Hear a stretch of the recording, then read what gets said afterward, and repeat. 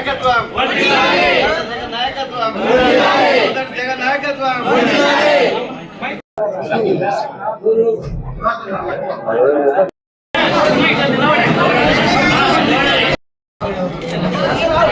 సైడ్కి రా, ఇటు సైడ్కి రా.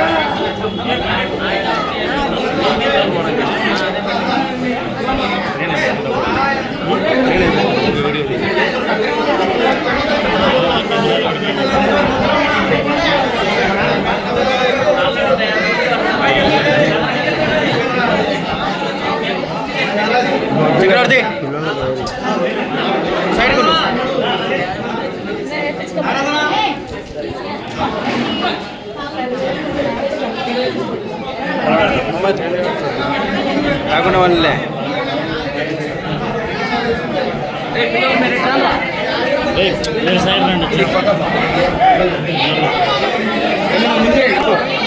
మాది ఇక్కడ మన నిలబడి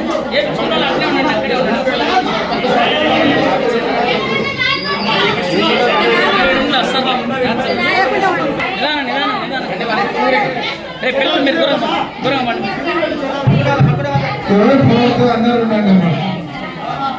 అందరూ ఉండండి, ఫోటో తీసుకోండి.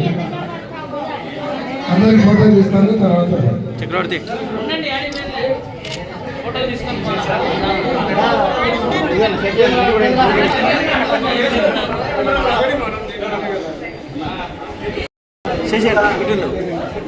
ఇటు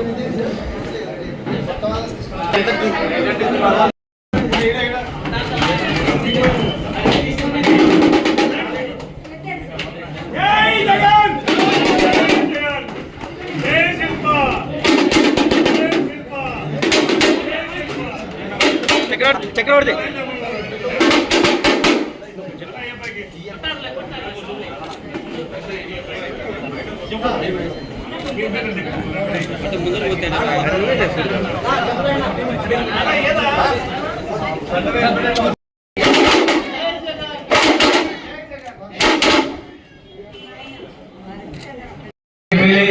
సిద్ధమా? అదేవిధంగా పోచా బ్రహ్మాందర్ రెడ్డిని ఎంపీగా చేయడానికి సిద్ధమా? జగన్ అన్న ముఖ్యమంత్రి చేయడానికి సిద్ధమా? Thank you very much. జై జగన్, జై జగన్, జై జగన్, జై కాల జగన్.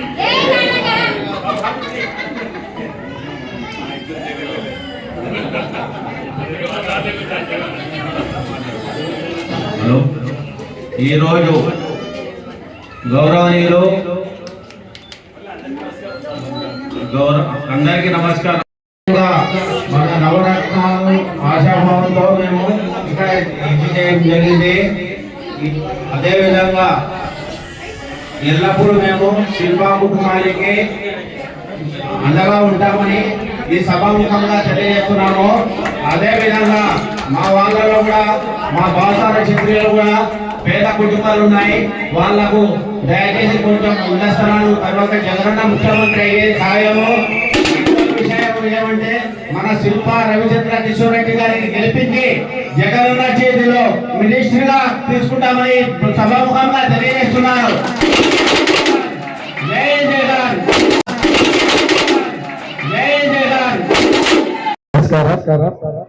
ఈరోజు గాంధీ కుటుంబము వాళ్ళ సన్నిహితులు స్నేహితులు జగన్ అలాగే రమణ గారి భార్య అందరూ కూడా ఈరోజు వైఎస్ఆర్ కాంగ్రెస్ పార్టీలో చేయడం చాలా సంతోషం. శిల్పా కుటుంబం చాలా సంవత్సరాల నుంచి నంద్యాలలో సేవలు అందించడమే కాకుండా నుంచి కూడా చాలా డెవలప్మెంట్ యాక్టివిటీస్ బ్రహ్మాండంగా చేయడం జరిగింది. అంతేకాకుండా జగన్మోహన్ రెడ్డి గారు కూడా అటు సంక్షేమం ఇటు అభివృద్ధి రెండు కూడా సమంగా ముందరకు తీసుకెళ్తూ అభివృద్ధి పదంగా నడిపిస్తా ఉన్నారు. గాంధారమ్మ కుటుంబం నాకు మొదటి నుంచి నా కుటుంబ సభ్యులతోనే సమానం. వాళ్ళందరినీ కూడా ఈరోజు మేమందరం ఒకటే చోటున్నాము. శిల్పా కుటుంబం మేము కూడా ఒక కుటుంబ సభ్యుల్లాగా ఉంటాము. మా కుటుంబంలో మీరు సభ్యులైనటువంటి మీరు పక్కన ఉండకూడదు కాబట్టి మా కుటుంబంలోకి రావాల్సిందే. ఈ రోజు వారిని కోరుతూ అందరూ కూడా ఈరోజు సమక్షంలో పార్టీలో చేరుతున్నందుకు వాళ్ళందరినీ కూడా మనస్ఫూర్తిగా అభినందిస్తూ వాళ్ళందరూ ఇప్పుడు ఈరోజు పార్టీలో చేరిన వాళ్ళందరినీ కూడా బాగా చూసుకోవాలని, వాళ్ళకి ఎటువంటి ఇబ్బందులు వచ్చినా వాళ్లకు ఎన్నో ఉంటే సహాయం చేయాలని, వారిని కూడా కుటుంబ సభ్యులాగా తీసుకోవాలని శిల్పా నాయకత్వంలో వారిని కూడా కోరుతూ ఈరోజు పార్టీలో చేస్తున్నటువంటి అందరినీ కూడా మనస్ఫూర్తిగా అభినందిస్తా ఉన్నాను. జై జగన్. అందరికీ నమస్కారం. ముఖ్యంగా ఈరోజు తెలుగుదేశం పార్టీ నుండి మరి గాన్ల జగన్ నాయకత్వంలో, అదే విధంగా గాన్ల రాజేశ్వరి మాజీ కౌన్సిలర్ నాయకత్వంలో ఈరోజు పార్టీలో జరుగుతున్నటువంటి పెద్దలకు, అదే విధంగా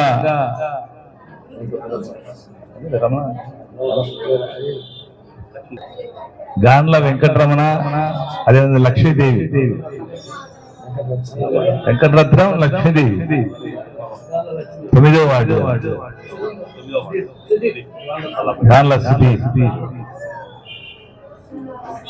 గాన్ల వెంకటరత్నం, గాన్ల లక్ష్మీదేవి, గాన్ల సుధీర్, మరి వారి ఆధ్వర్యంలో కూడా మొత్తం కుటుంబాలు దగ్గరగా 90 కుటుంబాలు, గాన్ల కుటుంబాలు నంద్యాలలో ఎన్ని ఉన్నాయో అన్ని కూడా ఆల్మోస్ట్ ఆల్ పార్టీలో చెప్తున్నట్టు ఈ రోజు సమాచారం.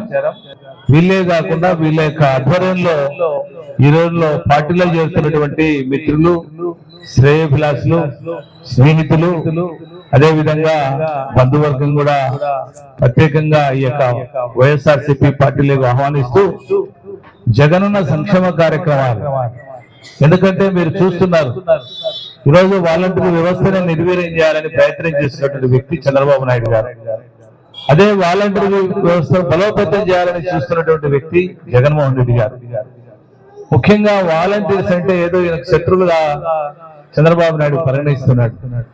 ఈ రోజు ముసలోళ్ళు గాని పండుటాకులుగా రాలిపోయే సందర్భంలో ఉన్నటువంటి అతి ముసలి వాళ్ళు, అదే విధంగా అంగవికలాంగులు, అదే విధంగా మరి వితంతువులు, వాళ్ళందరూ ఈ రోజు ఎండలో నిలబడి ఈ యొక్క పెన్షన్లు తీసుకోవాల్సిన పరిస్థితి ఉంది.